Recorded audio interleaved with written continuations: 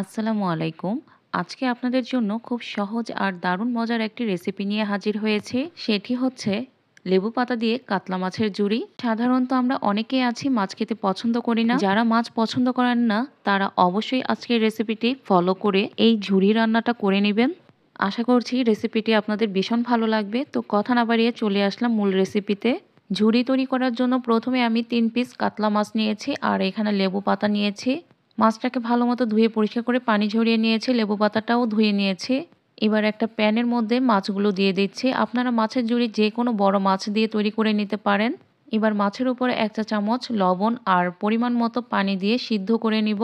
এখানে দেখতেই পারছেন আমি কিন্তু শুধু লবণ পানিতে মাছটাকে সিদ্ধ করে নিচ্ছি, আর কোনো কিছুই এখানে দেইনি। আর মাছ সিদ্ধ হতে কিন্তু খুবই অল্প সময় লাগে। দুটা বলক আসার পরে আমি মাছটাকে একটা ছাঁকনির সাহায্যে তুলে নিচ্ছি। এবার মাছ থেকে পানি ঝরিয়ে নিব আর ঠান্ডা করে মাছ থেকে কাটা বেছে নিতে হবে। যারা আমার আজকের রেসিপিটি ফেসবুক পেজ থেকে দেখছেন তারা অবশ্যই আমার পেজটি ফলো দিয়ে রাখবেন এবং ইউটিউব চ্যানেল থেকে দেখে থাকলে অবশ্যই চ্যানেলটি সাবস্ক্রাইব করে দিবেন।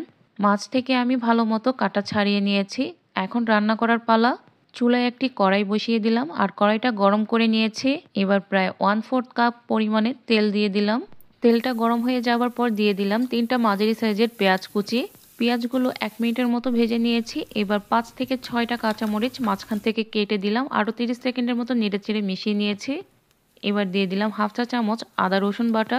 এবার পেঁয়াজের সাথে আদা রসুন বাটাটা আরও 30 থেকে 40 সেকেন্ডের মতো ভেজে নিলাম।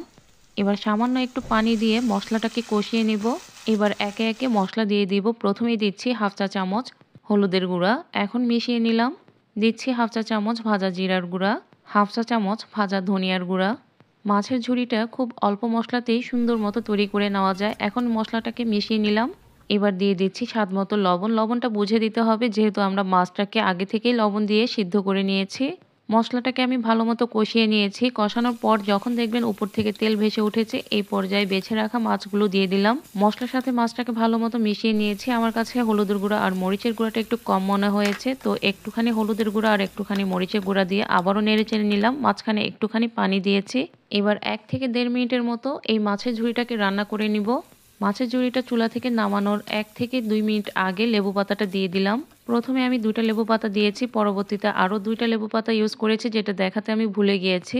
এবার ঝুড়িটাকে সুন্দর মতো ভাজা ভাজা করে নিতে হবে। মাছের ঝুড়িতে লেবু পাতা দেওয়াতে খুব সুন্দর একটা লেবুর ফ্লেভার থাকে, যার কারণে মাছের ঝুড়িটা খেতে অসম্ভব মজা লাগে।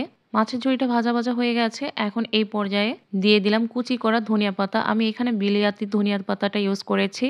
এবার আরও 1 মিনিটের মতো নাড়াচাড়া করে নামিয়ে পরিবেশন করে নিলাম। আশা করছি আজকের রেসিপিটি আপনাদের ভালো লেগেছে, আর ভালো লাগলে অবশ্যই লাইক কমেন্ট শেয়ার করবেন।